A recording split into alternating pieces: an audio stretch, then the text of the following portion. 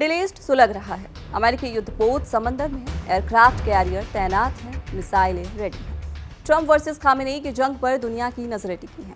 लेकिन इसी बीच अमेरिकी राष्ट्रपति डोनाल्ड ट्रंप को करारा झटका लगा है। इस झटके के बाद अब सवाल ये नहीं कि अमेरिका ईरान पर हमला करेगा या नहीं, सवाल ये उठने लगे हैं कि जब अपने ही दोस्त साथ छोड़ दें तो सुपर पावर जंग कैसे लड़ेगा। डोनाल्ड ट्रंप ईरान को घेरना चाहते हैं, लेकिन आज हालात ऐसे हैं कि ईरान नहीं अमेरिका खुद घिरता दिख रहा है। और वजह 3 मुस्लिम देश, सऊदी अरब, यूएई और कतर। वही देश जो दशकों तक अमेरिका के सबसे भरोसेमंद खाड़ी साथी रहे, आज वही देश अमेरिका के ईरान वाले सपने के सामने ढाल बनकर खड़े हो गए हैं। मिडिल ईस्ट में जब भी किसी जंग की आहट होती है तो उसका असर सिर्फ बमों तक सीमित नहीं रहता। तेल महंगा हो जाता है, डॉलर हिल जाता है, शेयर बाजार कांपते हैं और पूरी दुनिया सांस रोक कर देखती है।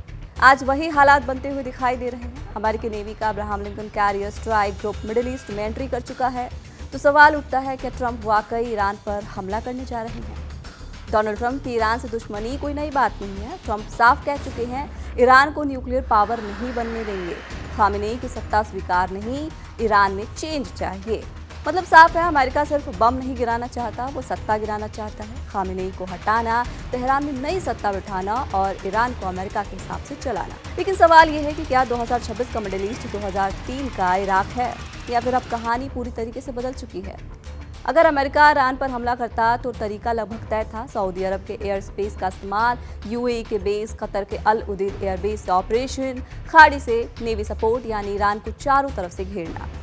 लेकिन यही प्लान अब अटक गया है, क्योंकि जिन देशों को अमेरिका अपना लॉन्च पैड समझ रहा था, उन्हीं देशों ने ट्रंप को ठेंगा दिखा दिया है। 3 देशों ने कह दिया है कि हमारी जमीन से ईरान पर कोई हमला नहीं होगा। वही सऊदी अरब, जिसने अमेरिका से अरबों डॉलर के हथियार खरीदे, जिसने ईरान के खिलाफ सालों तक मोर्चा लिया, आज वही सऊदी अरब कह रहा है कि हम अपना एयर स्पेस या जमीन ईरान के खिलाफ इस्तेमाल नहीं होने देंगे।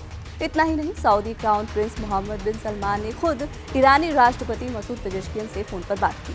और बात सिर्फ औपचारिक नहीं थी। सऊदी प्रेस एजेंसी के मुताबिक MBS ने साफ कहा, ईरान की संप्रभुता का सम्मान होगा और किसी भी हमले के लिए सऊदी जमीन का इस्तेमाल नहीं किया जाएगा। वहीं यूएई ने भी जो बयान दिया वो अमेरिका के लिए बड़ा झटका है। यूएई के विदेश मंत्रालय ने साफ कहा है कि एयर स्पेस नहीं, जमीन नहीं, समंदर नहीं, ईरान के खिलाफ किसी भी सैन्य कार्रवाई के लिए यूएई का इस्तेमाल नहीं होगा। शायद इसके पीछे असली वजह डर भी है, डर तेहरान की मिसाइलों का। ईरान पहले ही चेतावनी दे चुका है कि अगर हमला हुआ तो खाड़ी के अमेरिकी बेस निशाने पर होंगे और यूएई जानता है तेहरान की मिसाइलें दुबई तक पहुंचने में देर नहीं लगाएंगी। अब आते हैं कतर पर। कतर, जहां अमेरिका का सबसे बड़ा मिडिल ईस्ट सैन्य अड्डा अल उदेद एयरबेस मौजूद है। हजारों अमेरिकी सैनिक, अमेरिकी फाइटर जेट, कमांड सेंटर है। और फिर भी कतर कहता है कि हम इस बेस का इस्तेमाल ईरान पर हमले के लिए नहीं होने देंगे। तो सवाल बनता है कि अमेरिका अब भी सुपर पावर है या सिर्फ हथियारों की दुकान। ईरान पहले ही साफ कर चुका है कि अगर अमेरिका ने हमला किया तो जवाब सिर्फ ईरान से नहीं आएगा। खाड़ी में अमेरिकी बेस, तेल टर्मिनल, समुद्री रास्ते सब निशाने पर होंगे।